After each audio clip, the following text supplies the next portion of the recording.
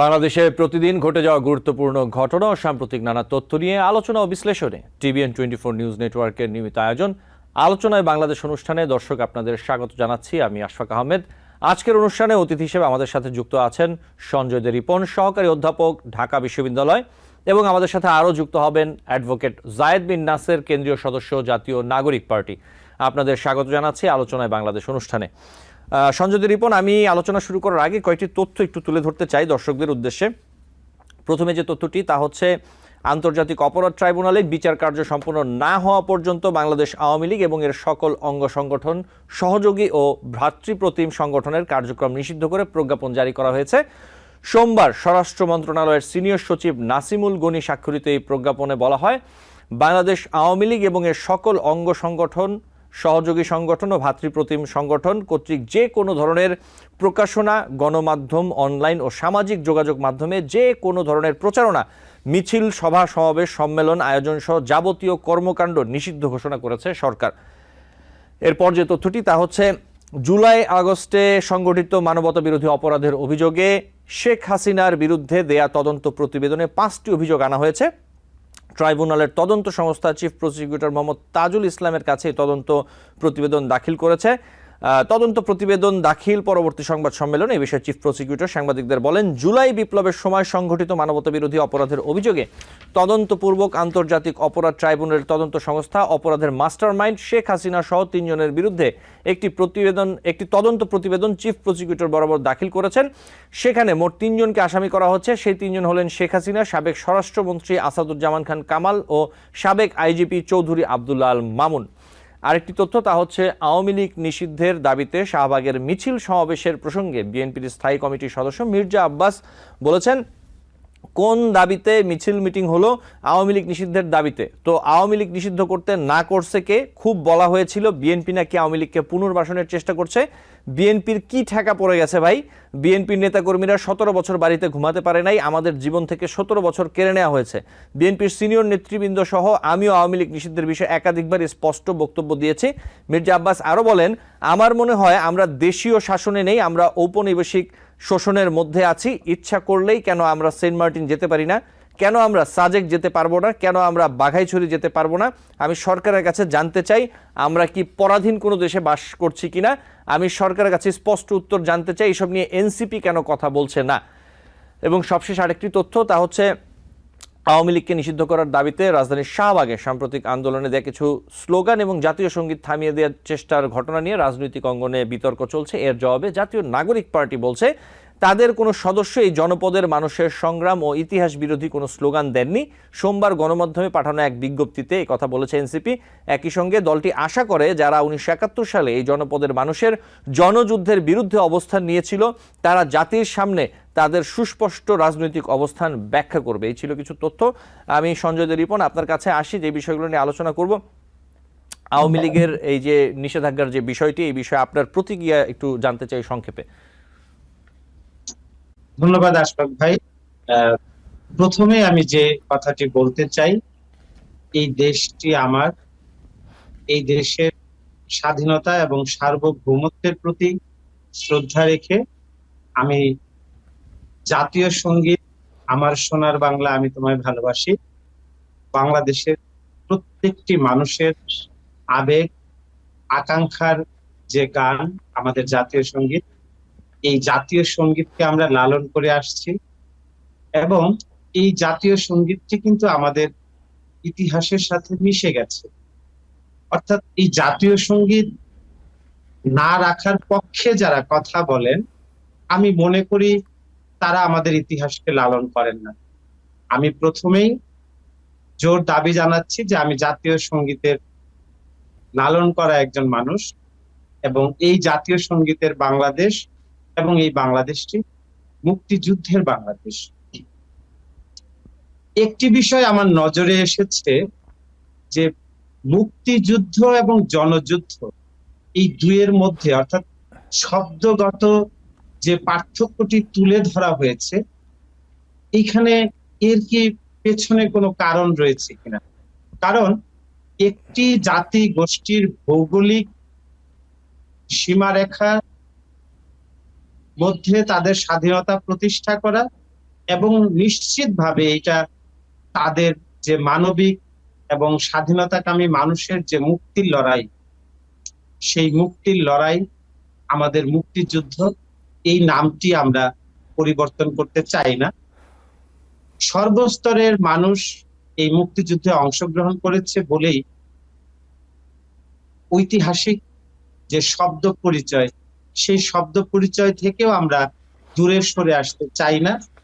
আমি 1971 সালে যে আমার পিতা, আমার ঠাকুর দাদা যারা এই লড়াই সংগ্রামটি করেছে, আপনারা জেনে থাকবেন যে আমার ঠাকুর দাদা একজন মুক্তিযোদ্ধা ছিলেন।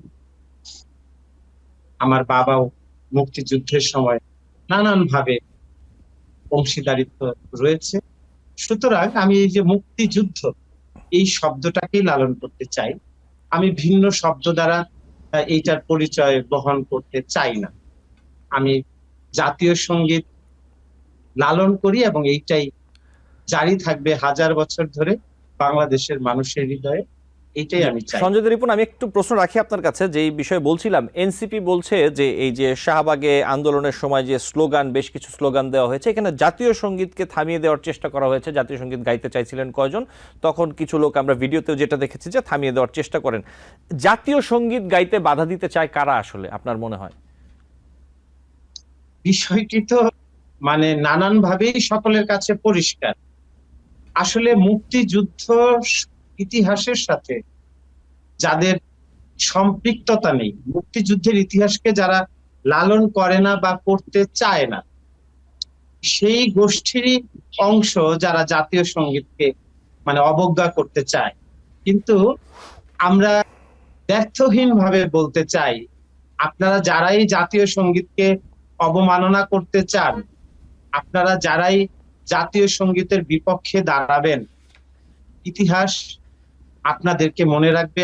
জি, আমি আরেকটি প্রসঙ্গে আসি আপনার কাছে। বিএনপির যুগ্ম মহাসচিব শহীদ উদ্দিন চৌধুরী অ্যানি বলেছেন, শাহবাগে নিয়মতান্ত্রিক আন্দোলন হতে পারত, যমুনায় নিয়মতান্ত্রিক আন্দোলন হতে পারত, কিন্তু সে শাহবাগে যদি জাতীয় সঙ্গীত গাওয়ার ক্ষেত্রে বাধা আসে, এই বিষয়টি আমরা আলোচনা করছিলাম। বিএনপিকে কেউ কেউ ভুয়া বলে স্লোগান দিয়েছেন, সেখানে তিনি বলেছেন স্লোগান দিতে চায়। কেউ যদি বলে গোলাম আজমের বাংলায়, এই কথাগুলো আমাদের মনের ভিতর দাগ কাটে। এই যে বিএনপিকে ভুয়া বলে স্লোগান দেওয়া, এবং কেউ কেউ বলে স্লোগান দিয়েছেন যে গোলাম আজমের বাংলায়, এই বিষয়ে আপনি কি বলবেন সঞ্জয় রিপন? অবশ্যই বলবো। এই বিষয়টি আপনাকে একটি বিষয় জানিয়ে রাখি, আপনি খেয়াল করবেন, বাংলাদেশের সকল শিক্ষা প্রতিষ্ঠানে বাংলাদেশ জাতীয়তাবাদী ছাত্র দল গতকালকে থেকেই, এবং আমার মনে হয় এখন টিএসসি তে ঢাকা বিশ্ববিদ্যালয় হয়েছে, তারা জাতীয় সঙ্গীতের যে অনুষ্ঠান তারা করেছে, এবং বিএনপি এই ক্ষেত্রে পরিষ্কারভাবে সারা বাংলাদেশের মানুষের কাছে একটি মেসেজ কিন্তু তারা দিয়েছে। যেহেতু বাংলাদেশ জাতীয়তাবাদী দল মুক্তিযুদ্ধের পক্ষের রাজনৈতিক সংগঠন, যেহেতু শহীদ প্রেসিডেন্ট জিয়াউর রহমান সম্মুখ সমরে যুদ্ধ করেছে, তার যে জাতীয়তাবাদী চিন্তা এবং মুক্তির লড়াই, সেই আদর্শিক অনুসারী দলের নেতা এবং কর্মীরা কিন্তু এই জাতীয় সঙ্গীতের যে অবমাননা, এটা কিন্তু তারা মেনে নেয়নি, এবং তারা তাদের এই দেশের প্রতি যে ভালোবাসা এবং মুক্তিযুদ্ধ যে তাদের আবেগের জায়গা, সেই পরিচয়টি কিন্তু বাংলাদেশ জাতীয়তাবাদী দল খুব সুন্দরভাবে সারা দেশের মানুষের কাছে উপস্থাপন করেছে।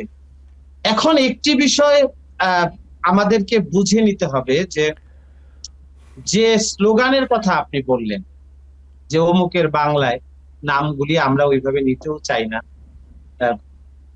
ঠাঁই নেই রাজনৈতিক দলের। এইটা হচ্ছে পাওয়ার রিলেশনের মেকানিজম দ্বারা এটাকে ফাংশন করা হচ্ছে। এই পাওয়ার রিলেশন কিন্তু খেয়াল করবেন যে ক্ষমতার সাথে কোন চিন্তার মানুষের সম্পর্ক, এবং সেই সম্পর্কের ভিত্তিতেই কিন্তু এস্টাবলিশমেন্ট এবং এন্টি এস্টাবলিশমেন্ট এইটা অপরাপর যুক্ত হয়, এবং সোশ্যাল যে রিলেশনগুলি, অর্থাৎ সামাজিক সম্পর্কগুলিও কিন্তু সেই পাওয়ার রিলেশনের মধ্যে গিয়ে ফাংশন করে। সুতরাং বাংলাদেশের এই কনটেম্পোরারি যে পাওয়ার রিলেশন আমরা যেটা দেখতে পাচ্ছি, যে ফেব্রুয়ারি মাসের 12 তারিখ বা সম্ভবত 15 তারিখ বাংলাদেশ জাতীয়তাবাদী দলের প্রতিনিধি দল কিন্তু লিখিত আকারে এই অন্তর্বর্তীকালীন সরকারের কাছে তারা দিয়ে এসছে যে মানবতা বিরোধী অপরাধের জন্য যারাই সম্পৃক্ত, বাংলাদেশ আওয়ামী লীগ সহ যারা এই মানবতা বিরোধী অপরাধের সাথে সম্পৃক্ত, তাদের বিচার হওয়া উচিত। তো আমরা তো এই ইন্টেরিয়াম গভর্নমেন্ট মূল জায়গা থেকে সরে এসছে, যেখানে মানবতা বিরোধী অপরাধীদের শাস্তি নিশ্চিত করতে হবে, সেইখানে ভিন্ন একটা এজেন্ডা এখানে দাঁড় করানো হয়েছে, যে কার্যক্রম নিষিদ্ধ। আসলে এই মুহূর্তে কি বাংলাদেশ আওয়ামী লীগের কি কোনো কার্যক্রম আছে কিনা আমি জানি না, কোনো দৃশ্যমান কার্যক্রম আমাদের চোখে পড়েনি। একজন সাবেক রাষ্ট্রপতি উনি যখন এই বিমানবন্দর দিয়ে যখন উনি দেশ ত্যাগ করলেন, এখন একজন সাবেক রাষ্ট্রপতি দেশ ত্যাগ করলেন, এবং এইটা কি এত সহজ একটা কাজ? এই সরকারের কেউ কি তারা জানতেন না? এখন এই এজেন্ডাকে বা এই ইস্যুটাকে সামনে এনে এই যে একটা নতুন ইস্যু দাঁড় করানো, এই যে নিষেধাজ্ঞা, কার্যক্রম নিষেধাজ্ঞা, এই যে ইস্যুটা, এই ইস্যুটা তো আমার মনে হয় যে পাওয়ার রিলেশন, ভিন্ন একটা ক্ষমতা কেন্দ্রিক সম্পর্ক স্থাপন এবং ক্ষমতা কেন্দ্রিক সম্পর্ক আরেকটু দীর্ঘমেয়াদী করবার একটা প্রচেষ্টার অংশ হিসেবে আমি মনে করি, যেখানে বাংলাদেশে রাজনৈতিক এন্টি এস্টাবলিশমেন্ট একটা প্রক্রিয়া থাকতে পারে। এবং আমি এটার সাথে মানে আমার যে পারসেপশন, সেই পারসেপশনের জায়গা থেকে আমি বলতে পারি যে এই এন্টি এস্টাবলিশমেন্ট যে প্রক্রিয়া, সেই প্রক্রিয়ায় যে পাওয়ার ক্ষমতা কেন্দ্রিক যে সম্পর্কগুলি এখন তৈরি হচ্ছে, এবং যে ক্ষমতা কেন্দ্রিক সম্পর্কের ভিত্তিতে হঠাৎ হঠাৎ কিছু ইস্যু তৈরি করে বাংলাদেশের মানুষকে নির্বাচন থেকে দূরে রাখবার যে একটা প্রচেষ্টা, আমার কাছে তাই মনে হয়। এবং এই ক্ষেত্রে আপনি যাই করেন, নিষেধাজ্ঞা জারি করেছেন ঠিক আছে, কিন্তু এই সরকারের যে মৌলিক যে দায়িত্বগুলি ছিল, যে যারা মানবতা বিরোধী অপরাধ করেছে তাদেরকে বিচারের আওতায় আনা, সেইটার কিন্তু কোনো ফলাফল নেই। আপনি আন্তর্জাতিক অপরাধ ট্রাইব্যুনালে যে মামলা হয়েছে, সেই মামলা তো বাংলাদেশে হাজার হাজার যে অপরাধী, লক্ষ লক্ষ অপরাধী রয়েছে বাংলাদেশ আওয়ামী লীগের রাজনীতির সাথে যারা সম্পৃক্ত, হাজার হাজার লক্ষ লক্ষ অপরাধী, প্রান্তিক গ্রাম্য শাসন ব্যবস্থা থেকে শুরু করে, উপজেলা থেকে শুরু করে, থানা থেকে শুরু করে, পৌরসভা, বিভাগ, জেলা, সব জায়গায় কিন্তু দমন, পীড়ন, নিপীড়ন এবং ক্ষমতা প্রয়োগ, মানে অর্থ লুটপাটের কিন্তু অভিযোগ আছে, অনেক তথ্য প্রমাণও রয়েছে। কিন্তু সেই জায়গা থেকে কিন্তু কোনো আইনি ব্যবস্থা এখন পর্যন্ত তারা নেননি। আপনি দেখবেন প্রত্যেকটা জেলা শহরে চিহ্নিত আওয়ামী লীগের নেতা কর্মী, আমি সবার কথা বলছি না, যারা অপরাধের সাথে যুক্ত, যারা আরেকজন নাগরিকের সিভিল যে রাইটটুকু সেটা পেতে দেয়নি, তারা যে অপরাধগুলি সংগঠিত করেছে, সেই অপরাধীদের কিন্তু কোনো বিচারের আওতায় আনা হয়নি। এখন অপরাধ ট্রাইব্যুনাল কয়জনের নামে মামলা হয়েছে, কয়জনের বিচার হবে, তারপরে তাদের রাজনৈতিক ভবিষ্যৎ কি হবে না হবে, সেটা একটা ভিন্ন বিষয়। কিন্তু এই গভর্নমেন্টের অনেক আগেই, আরো 4 মাস 5 মাস আগেই উচিত ছিল, প্রথম কাজই ছিল যে মানবতা বিরোধী যারা অপরাধী, যারা আন্তর্জাতিক অপরাধ ট্রাইব্যুনালে যাদের নাম যায়নি, স্থানীয়ভাবে যারা এই অপরাধগুলির সাথে যুক্ত রয়েছে, তাদেরকে বিচারের আওতায় আনা। সুতরাং এই এন্টি এস্টাবলিশমেন্ট পলিটিক্যাল যে রিলেশন মেকিং এর যে জায়গাটা, সেই জায়গাটা আমার কাছে খুব শুভকর মনে হচ্ছে না। সঞ্জয় রিপন, আমি আরেকটা বিষয় আপনার কাছে আসি। এই যে আওয়ামী লীগের বিচার নিষেধাজ্ঞা এবং এই যে প্রসঙ্গগুলো যখন আসছে সন্ত্রাস দমন আইন সংশোধনের পরে, আরেকটি প্রশ্ন আপনি দেখবেন যে বিভিন্ন গণমাধ্যমে এবং বিভিন্ন রাজনৈতিক মহলে এবং সাধারণ মানুষও প্রশ্নটি তুলছে, সেটি হচ্ছে যে সন্ত্রাস দমন আইনে 1971 সালে বাংলাদেশের স্বাধীনতা যুদ্ধে পাকিস্তানের পক্ষ নেয়া জামাতে ইসলামের বিচারের কি হবে, এই প্রশ্নটি এখন অনেকেই তুলছে। সঞ্জয় রিপন, না, এই বিষয়টি তো সত্য যে মানবতা বিরোধী অপরাধে এখন যারা অভিযুক্ত তাদের যেমন বিচার হওয়া উচিত, যাদের বাংলাদেশের রাজনৈতিক অধিকার থাকবে না, ঠিক একই অপরাধ, এবং যারা 71 সালে বাংলাদেশটাই চায়নি, 71 সালে যাদের আমাদের রাষ্ট্রের বিপক্ষে যাদের অবস্থান ছিল, তাদের অনুসারী হয়ে যদি 24-এর গণ অভ্যুত্থানের পরে এসে যদি আমরা বলি যে 24-এর বাংলাদেশে এই মানবতা বিরোধী অপরাধীরা রাজনীতি করতে পারবে না, তাহলে 71-এর বাংলাদেশে মানবতা বিরোধী অপরাধীরা অবশ্যই রাজনীতি করতে পারবে না। এবং সেই দাবি তো জনমনে উঠতেই পারে এবং সেটা থাকতেই পারে, এবং সেটা হয়তো অদূর ভবিষ্যতে এই ধরনের কিছু একটা ঘটতেও পারে। তো সুতরাং 1971 সালে না ঘটলে এই 24-এর বাংলাদেশ দেশে তো আর আমরা আসতাম না। সুতরাং 71টা আমাদের কাছে খুবই গুরুত্বপূর্ণ, এবং 71 সালের মানবতা বিরোধী যে অপরাধ, সেই অপরাধ তো কোনো অংশে কম না 24-এর মানবতা বিরোধী অপরাধের কাছে। সুতরাং এই মানবতা বিরোধী অপরাধের বিপরীতে যে স্লোগান উঠেছে, অবশ্যই বাংলাদেশের মাটিতে আবার হয়তো স্লোগান উঠতে পারে যে 71-এ মানবতা বিরোধী অপরাধে যারা অপরাধী তাদের অবশ্যই বাংলাদেশে রাজনীতির কোনো অধিকার নেই। তারপরেও আমরা মনে করি যে ওই সময়ে মানবতা বিরোধী অপরাধে যারা অপরাধী তাদের যে নৈতিক যে অবস্থান, আদর্শিক যে অবস্থান, সেই অবস্থান পরিবর্তন করে যদি বাংলাদেশে কেউ রাজনীতি করতে চায়, সেই অধিকার তো একটা গণতান্ত্রিক রাষ্ট্র কাঠামোতে থাকাই উচিত। কিন্তু যখন আমরা বিব্রত হই, আমরা আশান্বিতও হতে পারি না যখন আমরা দেখি যে 71-এর মুক্তিযুদ্ধ বিরোধী যে চিন্তা বা চেতনা, সেই চেতনা যদি এখনো কোনো না কোনো ভাবে স্লোগানে বা মিছিলে যদি চলে আসে, তাহলে তো আমরা আসলে হতাশার মধ্যে পড়ে যাই, এবং এই হতাশা আসলে রাষ্ট্র কাঠামোতে এখন যাচ্ছে তাদের দূর করা উচিত। বাংলাদেশ চাই, সুতরাং অবশ্যই আমরা চাই প্রত্যেকটি মানবতা বিরোধী অপরাধে যারা অপরাধী এবং তাদের যে আদর্শিক অবস্থান, সেই অবস্থান জায়গা থেকে সবাই আসলে এই বিচারের আওতায় আসা উচিত। সঞ্জয় রিপন, এই যে মানবতা বিরোধী অপরাধের যাদের কথা বলা হচ্ছে, যে রাজনৈতিক দলটি, এই রাজনৈতিক দলটির সাথে বিএনপি একসাথে বহুদিন ধরে রাজনীতি করে আসছে, এই ব্যাপারে আপনি কি বলবেন? আসলে বিষয়টি বাংলাদেশের মানুষের কাছে আওয়ামী লীগ এমন একটা দল যেটা প্রপাগান্ডায় খুবই এক্সপার্ট, বুদ্ধিবৃত্তিক রাজনৈতিক প্রপাগান্ডা এমন ভাবে করেছে দীর্ঘদিন যে বিএনপি 96 সালে প্রথম আওয়ামী লীগের সাথে জোট করে সরকার বিরোধী আন্দোলনে না। এর আগে সাবেক ফ্যাসিস্ট যে প্রধানমন্ত্রী শেখ হাসিনা, তিনি কিন্তু বাংলাদেশে এসেই, আপনারা দেখেছেন কিনা, গোলাম আজমের পা ধরে সালাম করে রাজনীতি শুরু করেছিল। সুতরাং এইটা বলবার কোনো সুযোগ নেই যে বিএনপির সাথেও জামাতের এক সময়ের জোট ছিল, কিন্তু বিএনপির সাথে জামাতের সাথে প্রথম জোট করেছে কিন্তু আওয়ামী লীগ, এবং যুগপৎ আন্দোলন প্রথম করেছে জামাতের সাথে এই ফ্যাসিস্ট বিদায়ী যে প্রধানমন্ত্রী শেখ হাসিনা তার দল। তো সুতরাং এই বিএনপির সাথে জামাত একটা সময় ছিল, এটা রাজনৈতিক হিসাব নিকাশের জায়গা থেকে ছিল। জাতীয়তাবাদী আদর্শের সাথে ধর্মীয় চেতনাগত যে প্রতিষ্ঠার জায়গা, সেই চেতনার কিন্তু কোনো জায়গা নেই। কারণ বাংলাদেশি জাতীয়তাবাদ এমন একটা আদর্শিক অবস্থান যে এটা অনেক বেশি প্রগতিশীল একটা রাষ্ট্র কাঠামোতে। সকল ধর্ম বর্ণ নির্বিশেষে সকল চিন্তার মানুষের যার ভিতরে দেশপ্রেম রয়েছে, তারাই এই বাংলাদেশি জাতীয়তাবাদী আদর্শকে লালন করে। সুতরাং বাংলাদেশি জাতীয়তাবাদ এমন একটি আদর্শ, যে আদর্শ যদি কেউ বিলং করে, সেটা কোনোভাবেই কোনো ধর্মীয় রাজনৈতিক দল বা ধর্মীয় রাষ্ট্র প্রতিষ্ঠার সাথে এটা যায় না। সুতরাং ওইটা একটা রাজনৈতিক জোট ছিল। কিন্তু আপনারা লড়াই সংগ্রামে দেখবেন, এই গত 16 বছরের যে বিএনপির লড়াই সংগ্রাম, বিএনপির এই যে দমন পীড়ন নিপীড়ন গুম খুন হত্যা, এত নির্যাতনের শিকার হয়েছে, বিএনপি বারবার প্রতিবাদ করেছে। কোন প্রতিবাদী সমাবেশেই কিন্তু গত 8 বছরে আপনি দেখতে পারবেন না যে বিএনপির সাথে জামাত এসে অংশগ্রহণ করেছে।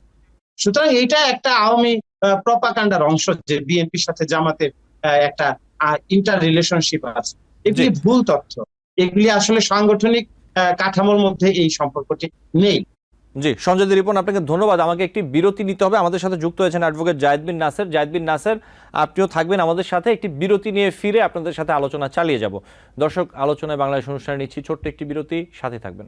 টিবিএন 24 টেলিভিশন দেখতে আজই কল করুন 7187776556। লগ ইন করুন www.totalcablebd.com। দর্শক, আলোচনায় বাংলাদেশ অনুষ্ঠানে আপনাদের আবারও স্বাগত জানাচ্ছি। অ্যাডভোকেট জায়েদ বিন নাসের, আপনার কাছে আসি। যে বিষয়ে আমরা আলোচনা করছিলাম সঞ্জয় রিপনের সাথে, এই যে আওয়ামী লীগের নিষেধাজ্ঞার বিষয়টি, এই বিষয়ে আপনার প্রতিক্রিয়াটি যদি একটু সংক্ষেপে বলতেন। জি, ধন্যবাদ। আওয়ামী লীগের নিষিদ্ধ তো আসলে সাংগঠনিক কার্যক্রম নিষিদ্ধ করা হয়েছে। আর বিচারিক প্রক্রিয়ার মধ্য দিয়ে যেটা হচ্ছে আপনার আইসিটি যে আইন, ওই আইনটা ইতিমধ্যে সংশোধন হয়েছে। আজকে আমরা প্রকাশিত গ্যাজেট দেখেছি। আর দলীয়ভাবে যেহেতু তারা বিভিন্ন জায়গায় হামলা চালাচ্ছে এবং তারা বিভিন্ন জায়গাতে ঝামেলা করছে এবং হুটহাট মিছিল নিয়ে বের হয়ে যাচ্ছে এবং তাদের মূল নেত্রী সে পলাতক থাকার পরেও তার উস্কানিতে এখানে বিভিন্ন স্তরের তাদের নেতাকর্মীরা কিন্তু হামলার সাথে সম্পৃক্ত হয়ে যাচ্ছে এবং বিভিন্ন রকম অপকর্ম ঘটানোর একটা শঙ্কা থেকে জননিরাপত্তার স্বার্থে, দেশের স্বার্থে, দেশের নিরাপত্তার স্বার্থে ইন্টারিম গভর্নমেন্ট এই পদক্ষেপটা নিয়েছে। মনে করি যে এটা যথোপযুক্ত পদক্ষেপ এবং বিচারিক প্রক্রিয়ার মাধ্যমেই আমরা মনে করি যে আওয়ামী লীগ নামক যে বিষ বাষ্প সেটার কফিনে শেষ পেরেক হয়তোবা বাংলাদেশের জনগণ ঠুকতে পারবে।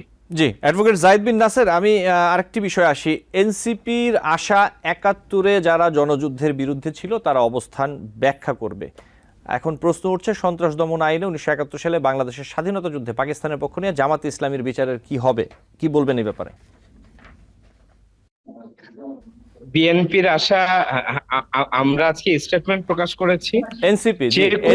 এনসিপির কথাই বলেছি আমি। জি হ্যাঁ, আমরা তো আজকে স্টেটমেন্ট দিয়েছি যে কোনো মানবতা বিরোধী অপরাধ এবং গণহত্যা এবং আমাদের এই ভূখণ্ডে মানে এখন যেটা প্রাসঙ্গিক সেটা হচ্ছে আপনার ৭১-এর গণহত্যাটা আর হচ্ছে ২৪-এর যেই নারকীয়, এই দুটোই তো প্রাসঙ্গিক। তো আমরা বিচার চাই, দিয়ে ক্লিয়ার করা হয়েছে। তবে যারা অতীতে আপনার একসাথে মন্ত্রিসভা গঠন করেছে, একসাথে নির্বাচনে অংশগ্রহণ করেছে, একই সাথে আন্দোলন করেছে, আমার মনে হয় যে তাদের দলীয় স্ট্যান্ড আর একটু শক্ত করা উচিত এবং মানে সুস্পষ্ট করা উচিত। মানুষ আসলে বিভ্রান্ত হচ্ছেন। জি, অ্যাডভোকেট জাহিদ বিন নাসের, আরেকটি বিষয় ছোট্ট করে আপনার কাছে আসি। আওয়ামী লীগ, জাতীয় পার্টি, আওয়ামী লীগ ছাড়াও জাতীয় পার্টি ১৪ দলের নিবন্ধন বাতিল সহ জাপা চেয়ারম্যানের গ্রেফতারের দাবি জানিয়েছে গণ অধিকার পরিষদ। এই ব্যাপারে আপনাদের রাজনৈতিক দল অথবা ব্যক্তিগতভাবে আপনার বক্তব্য কি? ব্যক্তিগতভাবে আমি মনে করি যে কোনো জায়গাতেই আপনার মানে যারা অন্তত দোষর হিসেবে কাজ করেছে তাদের অবস্থান থাকা উচিত না। তবে আমাদের পার্টিগত অবস্থান নেক্সট মিটিং এর পরে আমি বলতে পারবো। অ্যাডভোকেট জাহিদ বিন নাসের, আপনাকে ধন্যবাদ। আমরা একটু আবারও যেতে চাই নির্বাচন কমিশনে, সরাসরি যুক্ত হতে চাই। নিশ্চয়ই নির্বাচন কমিশন ব্রিফিং শুরু নিষিদ্ধ করেছে, তার ধারাবাহিকতায় ইলেকশন কমিশন সিদ্ধান্ত নিয়েছে যে আওয়ামী লীগের নিবন্ধন স্থগিত করা হলো। সেই অনুযায়ী আমরা আজকে গেজেট নোটিফিকেশনটা জারি করেছি। আপনারা গেজেটের কপিটা বিজি প্রেস থেকে পেয়ে যাবেন। আপনাদেরকে ধন্যবাদ। জি, ধন্যবাদ সঞ্জয় রিপন এবং অ্যাডভোকেট জাহিদ বিন নাসের। আপনারা দেখতে পাচ্ছিলেন নির্বাচন কমিশনের পক্ষ থেকে ব্রিফিং করা হচ্ছিল, যদি আমরা শেষ পর্যায়ে আসলে পেয়েছি। আমরা যে বিষয়ে আলোচনা করছিলাম, সঞ্জয় রিপন আপনার কাছে আসি। যেমনটা প্রশ্ন অ্যাডভোকেট জাহিদ বিন নাসেরের কাছে করেছিলাম যে জাতীয় পার্টি ১৪ দলের নিবন্ধন বাতিল সহ জাপা চেয়ারম্যানের গ্রেফতার দাবি জানিয়েছে গণ অধিকার পরিষদ। জাতীয় পার্টি এবং ১৪ দলের এবং যে অন্যান্য দলগুলো রয়েছে, এই ব্যাপারে আপনাদের বক্তব্য কি, আপনার বক্তব্য কি? ধন্যবাদ আশফাক ভাই। আমার বক্তব্যটি খুব পরিষ্কার যে ২০১৪ সালের নির্বাচনে শুধুমাত্র আরেক স্বৈরাচার এরশাদ যদি ইলেকশনে না যেতেন, তাহলে আজকে হয়তো বাংলাদেশের মানুষের এত ভোগান্তি হতো না। এবং এই যে ফ্যাসিবাদী যে সরকার ব্যবস্থা, এটা কায়েম করবার যে দীর্ঘমেয়াদী একটা প্রক্রিয়া, সেই প্রক্রিয়ায় তো জাতীয় পার্টি গুরুত্বপূর্ণ রোল প্লে করেছে এবং সেটা এক ধরনের অপরাধের মতোই। মানে বাংলাদেশের মানুষের ভোটের অধিকার হরণ করা হয়েছে, দিনের ভোট রাতে দেওয়া হয়েছে, বিরোধী মতের মানুষকে দমন করে একটি নির্বাচনী যে ব্যবস্থা কায়েম করেছে, সেই ব্যবস্থাকে বারবার সায় দিয়ে জাতীয় পার্টি যেভাবে ক্ষমতা ভোগ করেছে, বাংলাদেশের মানুষের জনগণের ভোটাধিকারকে ইগনোর করে সেই জায়গা থেকে তারা অপরাধী, এবং সেই অপরাধের শাস্তি জাতীয় পার্টির পাওয়া উচিত। এবং জাতীয় পার্টি আসলে পার্টি হিসেবে এখন আর নেই, ওরা এই আওয়ামী লীগের সাথে থেকে থেকে পার্টি হিসেবে নিঃশেষ হয়ে গেছে। এখন যে সময়টুকু তারা রাজনীতি করবে সেই সুযোগ আসলেই তাদের পাওয়া উচিত না। আমার মনে হয় যে নিয়ম করে ওদেরকে বেশি গুরুত্ব দেওয়া হয়, যে নিয়ম করে আমি তাকে রাজনীতি করার সুযোগ দিলাম না। এমনিতেও যদি এখন বাংলাদেশে একটি সুষ্ঠু ইলেকশন হয়, আপনি দেখবেন যে 1% ভোটও এই জাতীয় পার্টি পাবে না, লাঙ্গল পাবে না। তো সুতরাং সেই জায়গা থেকে সত্যিকার অর্থেই স্বৈরাচারী শাসন ব্যবস্থা কায়েমের যে মূল হোতা, সেই জায়গায় যে জাতীয় পার্টির অংশীদারিত্ব, সেটা নিঃসন্দেহে অপরাধ তারা করেছে। বাংলাদেশের মানুষের সাথে তারা যে রাজনৈতিক যে অপকর্মগুলি সংগঠিত হয়েছে, রাজনৈতিক পরিবেশ যেভাবে হনন করা হয়েছে, সেই প্রক্রিয়ার সাথে জাতীয় পার্টি যুক্ত। সুতরাং জাতীয় পার্টি এমন একটি অবস্থায় আছে যে আমি আগে যেটা বললাম, যে আসলে নিয়ম করে এই পার্টিকে আসলে অ্যাবলিশ করার প্রয়োজন আছে কিনা। এই পার্টি এমনিতেই চাইলেও 100 লোক নিয়ে এখন আর কোনো প্রোগ্রাম করতে পারবে না, এই পার্টিকে কেউ বিলং করে না। তো জাতীয় পার্টি তারা নিজেরাই নিজেদের যে কফিন সেটা তারা নিজেরাই তৈরি করেছে। তো সুতরাং এটা ঘটতেই পারে, এটা ইন্টারিম গভর্নমেন্ট একটি ডিসিশন নেবে, কিন্তু জাতীয় পার্টি বিশেষভাবে অপরাধী এই আওয়ামী গভর্নমেন্টের সাথে। এই আওয়ামী গভর্নমেন্টের এই যাবতীয় এই যে বাংলাদেশের সাধারণ মানুষের যে ন্যায্যতা মুক্তির যে অন্যায্যতা তৈরি করেছে, তাদের যে অন্যায্যতা প্রতিষ্ঠা করবার বারবার যে একটা ভোটারবিহীন সরকার ব্যবস্থা তারা প্রতিষ্ঠা করেছিল, এই অপরাধে আওয়ামী লীগ যেমন অপরাধী, একই অপরাধে জাতীয় পার্টিও অপরাধী। ধন্যবাদ আশফাক ভাই। জি, সঞ্জয় রিপন, আপনাকে ধন্যবাদ। আমি নিশ্চয়ই আসবো আপনার কাছে আবারও সময় পেলে। অ্যাডভোকেট জাহিদ বিন নাসের, আপনার কাছে একটু আসি। শাহবাগে আন্দোলনের সময় জাতীয় সঙ্গীত থামিয়ে দেওয়ার চেষ্টা করা হয়েছে, এই ঘটনা কারা ঘটালো? আপনাদের রাজনৈতিক দলের অথবা সমমনা সংগঠনের লোকজন সেখানে ছিল, কারা করেছিল এই ঘটনাটি? আপনারা কি জানেন? আপনি কি জানেন এই বিষয়টিতে? ওখানে আসলে নানান পথ মতের মানুষ সেখানে গিয়ে সম্পৃক্ত হয়েছে। স্পেসিফিক কারা ঘটিয়েছে সে ব্যাপারে আসলে আমি বলতে পারবো না। এ ব্যাপারে আমাদের কাছে নির্দিষ্ট কোনো তথ্য নাই। আচ্ছা, তাহলে বিএনপিকে কেউ কেউ ভুয়া ভুয়া বলে স্লোগান দিয়েছে, কেউ আবার বলেছেন যে গোলাম আজমের বাংলায়। এই কথাগুলো কারা বলেছেন, এই বিষয়ে কি কোনো ধারণা আছে কিনা অ্যাডভোকেট জাহিদ বিন নাসের? জি, জাহিদ বিন নাসের শুনতে পাচ্ছেন? আচ্ছা, সঞ্জয় রিপন, আপনার কাছে আসি।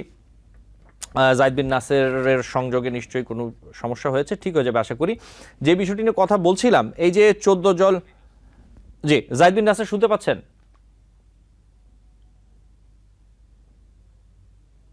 সঞ্জয় রিপন, আশা করি আপনি আমাকে শুনতে পাচ্ছেন। জি, সঞ্জয় রিপন, আপনার কাছে আসি।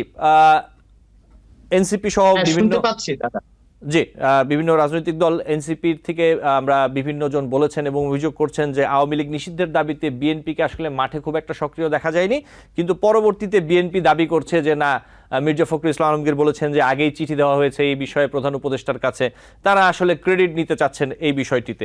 এই ব্যাপারে কি বলবেন সঞ্জয় রিপন? এই ব্যাপারে তো একটু বলতেই হয়। আসলে একটি রাজনৈতিক চরিত্রের সিদ্ধান্ত গ্রহণের জন্য সবচেয়ে বেশি গুরুত্বপূর্ণ রাজনৈতিক চরিত্র, এবং রাজনৈতিক প্রজ্ঞাটি এখানে খুব গুরুত্বপূর্ণ। আজকে ইন্টারিম গভর্নমেন্ট কি বলছে, কালকে এনসিপি কি বলবে, এইটা বিএনপির মাথায় নেবার বা ভাববার ব্যাপার নেই। বিএনপি রাষ্ট্র নিয়ে ভাবে, বিএনপি বাংলাদেশের জনগণকে নিয়ে ভাবে। সুতরাং এখানে এক্সট্রিম ভিউজ বা এক্সট্রিম মেজারমেন্ট করার প্রক্রিয়াতে বিএনপি নেই। বিএনপি যে জনগণকে নিয়ে ভাবনার যে মৌলিক চরিত্রের জায়গা, সেই জায়গাগুলি বিএনপি তারেক রহমানের নেতৃত্বে কিন্তু 31 দফা দিয়ে দেওয়া হয়েছে, এবং গণ অভ্যুত্থান পরবর্তী ইন্টারিম গভর্নমেন্টকে বিএনপি যেভাবে সমর্থন দিয়ে যাচ্ছে, এবং বিএনপি দেখেন ফেব্রুয়ারি মাসে চিঠি দিয়েছে এই যে মানবতা বিরোধী অপরাধীদের যে শাস্তি দাবি করে আসছে, এবং বিএনপির প্রত্যেকটা নেতাকর্মী তাদের স্ব অবস্থান থেকে কিন্তু তারা বলে আসছে যে আপনার কোনো আমলা, কোনো পুলিশ, কোনো ডিসি, এসপি, তারা কিন্তু কেউ শাস্তির আওতায় আসেনি। আপনি খেয়াল করেন যে গণ অভ্যুত্থানের পরে কয়জন ডিসি, এসপি এবং যারা এই যে ইলেকশন যে হয়েছে, দিনের ভোট রাতে হয়েছে, এখানে তো পুলিং এজেন্ট ছিল। পুলিং এজেন্টদেরকে আমরা বাদ দেই, এরা তো নিম্ন আহ, শ্রেণীর কর্মকর্তা। কিন্তু যারা পুলিং অফিসার ছিল, সেই পুলিং অফিসার এবং প্রত্যেকটা ভোট কেন্দ্রের যারা দায়িত্বে ছিল, যারা দিনের ভোট রাতে দিতে সহযোগিতা করেছে, যারা দিনের ভোট রাতে দিয়েছে, তাদেরকে কি কাউকেই বিচারের আওতায় আনা হয়েছে? তাদের তালিকা কি জাতির সামনে এখন পর্যন্ত এই সরকার প্রকাশ করেছে? যে বাংলাদেশে যে গণতন্ত্রহীনতা তৈরি করলো যারা, শুধু তো আওয়ামী লীগ একা করে নাই।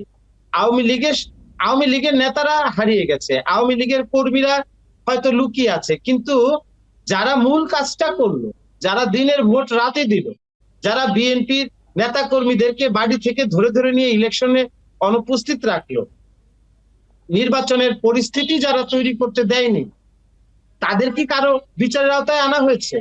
তো সুতরাং বিএনপি এই দীর্ঘ ১.৫ যুগের যে বিএনপির লড়াই সংগ্রাম, যে স্যাক্রিফাইস, সেই স্যাক্রিফাইস কে ইগনোর করে এখন বলবার কি কোনো সুযোগ আছে যে বিএনপি আমাদের এই সিদ্ধান্তের সাথে আসে নাই, আওয়ামী লীগকে প্রতিষ্ঠা করতে চায়?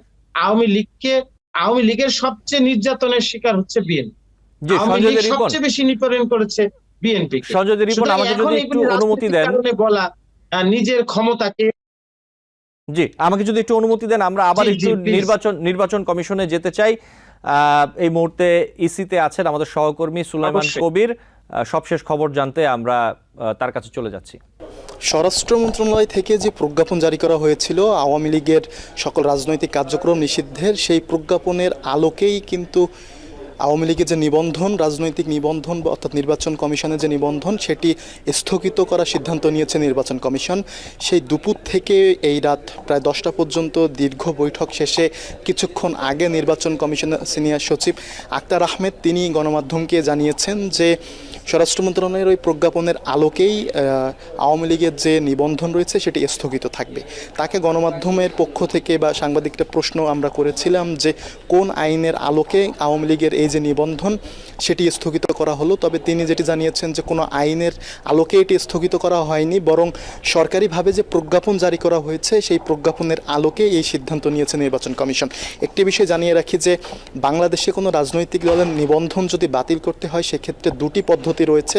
তার একটি হলো নির্বাহী আদেশ বা আইন জারির মাধ্যমে, অন্যটি আদালতের সিদ্ধান্তের মাধ্যমে।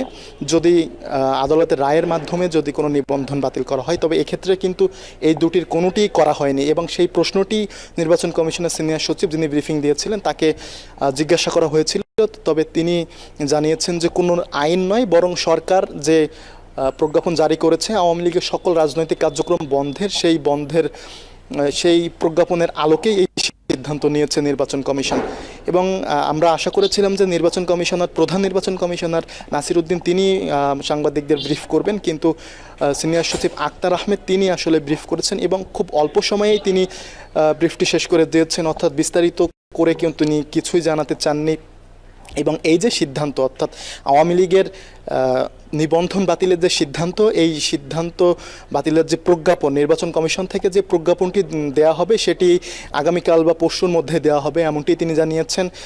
এবং এই যে স্থগিত করা হলো এর ফলে আগামী জাতীয় সংসদ নির্বাচন যেটি অনুষ্ঠিত হবে বাংলাদেশে সেখানে কিন্তু আওয়ামী লীগ দলীয়ভাবে অর্থাৎ নৌকা প্রতীকে নির্বাচন করতে পারবে না। এক্ষেত্রে আওয়ামী লীগের কোনো নেতা যদি নির্বাচন করতে চান তবে নৌকা বাদে অন্য কোনো প্রতীক বা অন্য কোনো দলীয় প্রতীক নিয়ে তাদেরকে নির্বাচনে অংশগ্রহণ করতে হবে। জি, সুলাইমান কবির, আপনাকে ধন্যবাদ জানাচ্ছি। নিশ্চয়ই আমরা পরবর্তীতে আরও আপডেট পাবো আপনার কাছ থেকে। সঞ্জয় রিপন, আপনি শুনছিলেন নিশ্চয়ই আওয়ামী লীগের নিবন্ধন স্থগিত করা হয়েছে, নির্বাচন কমিশন সিদ্ধান্ত নিয়েছে। জি, সঞ্জয় রিপন কি বলবেন? আচ্ছা, এটা নির্বাচন কমিশনের সিদ্ধান্ত আসলে মানবতা বিরোধী অপরাধের যে বিচার কার্য যা সম্পূর্ণ হবার পরেই আওয়ামী লীগ নির্বাচন করবে, কিন্তু নির্বাচনের রোডম্যাপই তো এখনো বাংলাদেশের মানুষের সামনে দেয়া হয়নি।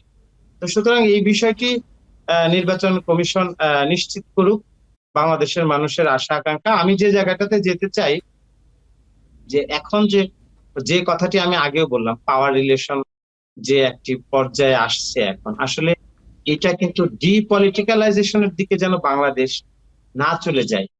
ডিপলিটিক্যালাইজেশন সম্পর্কে অনেকে নানান ধরনের ব্যাখ্যা দেয়।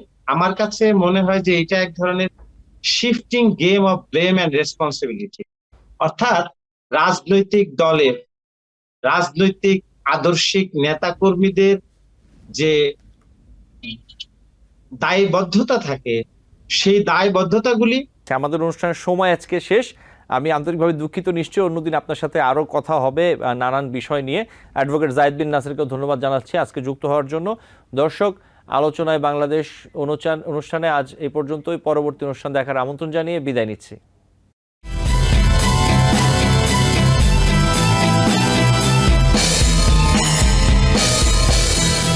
টিবিএন 24 টেলিভিশন দেখতে আজই কল করুন 7187776556। লগ ইন করুন www.totalcablebd.com। নিউ ইয়র্ক থেকে সম্প্রচারিত টিবিএন 24 টেলিভিশন বিশ্বজুড়ে বাঙালির কণ্ঠস্বর।